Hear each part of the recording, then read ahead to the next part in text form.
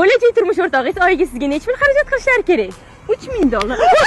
Uzr, qo'ling ketib qoldi ya, qarang. Unaqa katta summali etmaydi. Necha pul topishlari kerak? $2,500. Ay! Uzr, tasdigim ketib qoldi. Mana erim kelajakda salkam 15-20 million sarf qilish kerak. Sal osh ketmadimi shu? Endi sizlarnikilar kambag'al bilmadim, uni manikitim boy. Jonim metroga ikkita bilet oldim, ketdim. Hali pirashka ham yeymiz san bilan gummaga borib.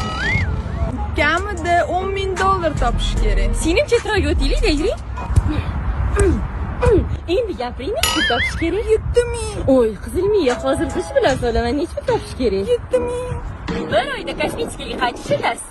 $700-800. Ana endi foydasi bo'lmagan. Uzr. To'yda oldin yigitim menga vertolyot sovg'a qilishdi. Nima qildi? Sizlarni samotsiyaga kelib pastlisa aytmanda emas. Men shunga arziyman.